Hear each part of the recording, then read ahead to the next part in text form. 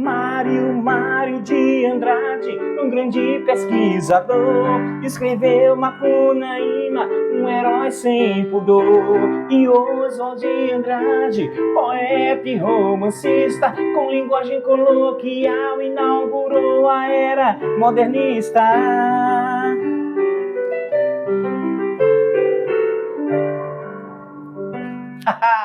E aí, rapaziada, tudo bem com vocês? Eu sou o professor de português Henrique e seus teclados. Neste vídeo eu vou resolver junto com vocês algumas questões sobre a primeira fase modernista. Há um vídeo aqui no canal onde eu faço um apanhado geral desse assunto. Inclusive tem a paródia completa sobre o modernismo primeira fase, ok? É interessante que você dê uma passadinha lá antes de assistir essa aula aqui, beleza? Então é hora de estudar! Gente, as questões que têm aparecido no Enem nos últimos anos, a parte de literatura não cai diretamente, tá? Normalmente elas estão contextualizadas, estão dentro da interdisciplinaridade.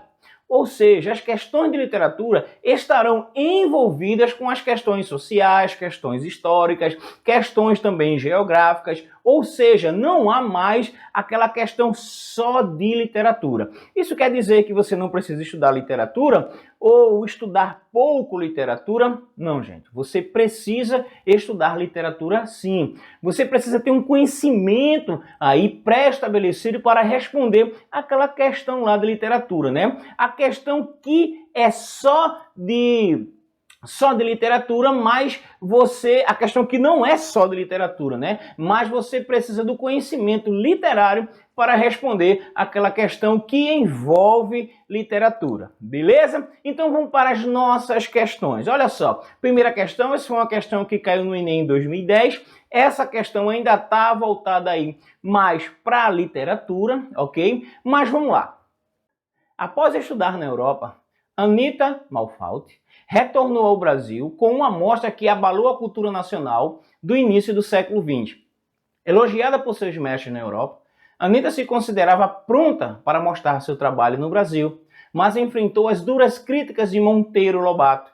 Com a intenção de criar uma arte que valorizasse a cultura brasileira, Anita Malfatti e outros modernistas, alternativa A, buscaram libertar a arte brasileira das normas acadêmicas europeias, valorizando as cores, a originalidade e os temas nacionais. Essa daí está correta, gente? O que é que vocês acham? Sim, essa está correta, porque eles queriam realmente buscar aí uma originalidade brasileira, uma originalidade nacional. E eles queriam romper com aquelas normas acadêmicas, eles queriam romper com a influência europeia. Porém, eles valorizaram as cores. E essas cores aí vieram de onde? Das vanguardas. Essa está correta. Vamos ficar com essa. Será que tem outra mais adequada? Vamos ver a letra B. Defenderam a liberdade limitada do uso da cor. Não. Acabei de explicar para vocês dizendo que eles estavam valorizando as cores, inclusive vindo ali das vanguardas. Então a letra B, não vou nem ler o resto, essa daí já está errada. A letra C, representavam a ideia de que a arte deveria copiar fielmente a natureza, tendo como finalidade a prática educativa. Não, eles estavam preocupados mesmo só com a arte. Na letra D, mantiveram de forma fiel a realidade das figuras retratadas, defendendo uma liberdade artística ligada à tradição acadêmica. Eles queriam romper com o academicismo. Como é que eles vão agora, ter essa, vamos dizer assim, essa ligação, com a tradição acadêmica? De jeito nenhum. A letra E, buscaram a liberdade na composição de suas figuras, respeitando os limites de temas abordados. Também não encaixa com as características do modernismo. Então a nossa alternativa aí, correta, é a alternativa A, beleza? Segunda questão que eu trouxe aqui para vocês, São as principais características da obra de Oswald de Andrade, exceto, olha só, é importante a gente ficar atento ao enunciado. O que é que ele está pedindo aí? E nós temos aí 5 alternativas. Uma delas não está de acordo com as principais características de Oswald de Andrade. Então vamos lá ver qual é a alternativa que não está de acordo com Oswald de Andrade. Vamos lá. Primeira, representa um dos cortes mais profundos do modernismo brasileiro em relação à cultura do passado. Sim, ele era o agitador. Ele talvez tenha sido realmente o principal, né? Os outros modernistas também têm a sua colaboração, né, com relação a esse corte do passado, mas Oswald de Andrade foi aquele realmente que foi atrás, que brigou, que destruiu, né? Que inclusive é considerado a primeira fase a fase destruidora, a fase que elimina completamente o passado. Então, essa letra A, ela, lógico, está de acordo com as principais características de Oswald de Andrade. A letra B, seu conceito de nacionalismo ela é diferente daquele pregado pelos escritores românticos e mesmo por certos grupos modernistas. Sim, ele pregava aí a questão do nacionalismo, diferente lá do romantismo. Ele tinha um nacionalismo, ele era mais crítico, ele era mais ufanista, ok? Ele era ufanista, mas crítico principalmente, ok? Então, essa daí também está correta, ou seja, correta no sentido de que estão de acordo com as principais características das obras, né, de Oswald de Andrade. Vamos ver aí a letra C. Oswald de Andrade defendia a valorização de nossas origens, de nosso passado histórico e cultural, mas de forma crítica. Isso está certo? Está correto, sim, gente. Ele defendia suas origens, né? Ele não negava isso de jeito nenhum. Porém, a crítica estava presente, né? Existia esse passado aí, mas esse passado, olha só, teve isso, teve aquilo que não foi muito legal, que não é muito bom. Letra D. Sua obra poética tomou duas direções. De um lado, a poesia intimista e introspectiva, de outra, a poesia política de combate às injustiças sociais.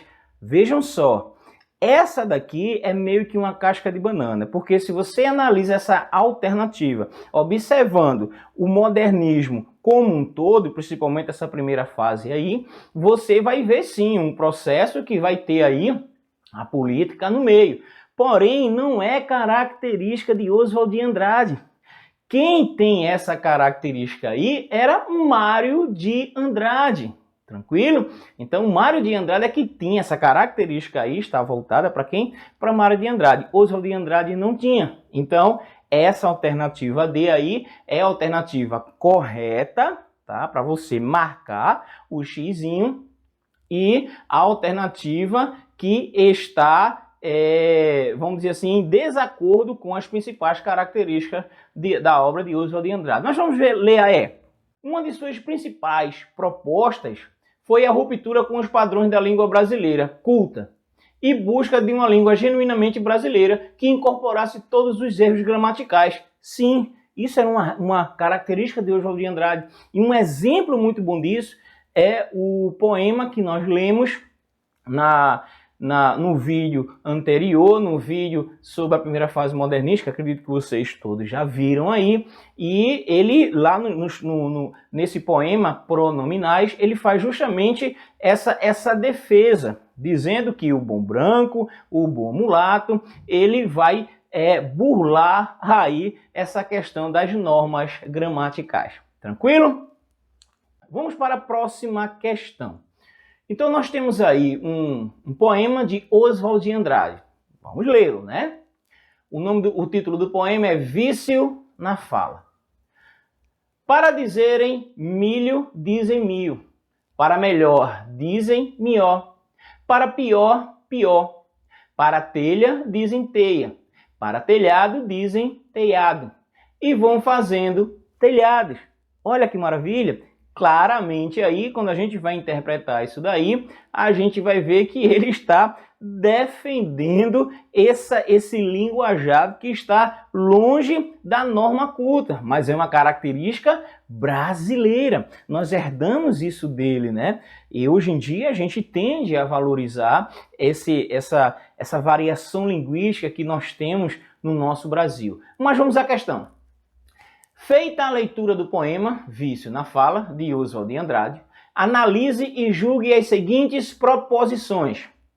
Primeira, O poema de Oswald de Andrade alerta-nos sobre a necessidade de uma espécie de ética linguística pautada na diferença entre as línguas, nesse caso, em uma única língua. Sim, essa daí está de acordo com o que Oswald de Andrade queria e de acordo com esse poema. O 2. O poema critica a maneira de falar do povo brasileiro. Eu não quero nem ler o resto. Quando ele diz lá no finalzinho, e vão fazendo telhados, ele está... Veja, o que é o telhado? O telhado ele é importante, gente. Quando uma casa ela ganha o seu telhado ali, ela sim, aí passa a ser casa. Se não tem telhado, não existe casa. Concordam comigo? Então, já de cara, esse 2 aí já não é. O 3. Para ele, os falantes que dizem mil, mió, pió, teia, telhado, de certa forma constroem um telhado, ou seja, criam novas formas de pronúncia que aumentam e sobressaem-se, em muitos casos, a norma culta. Isso está certo? Certíssimo. Tranquilo? Então, vamos lá, a gente já marcou já o número 1 e o número 3 aí estão corretos. Eliminamos o 2. Vamos ver se o 4 ele também está de acordo aí com o afirmativo. Vamos ver. A palavra vício, encontrada no título do poema, denuncia o preconceito linguístico do autor, que julga a norma culta superior ao coloquialismo, presente na fala das pessoas menos esclarecidas.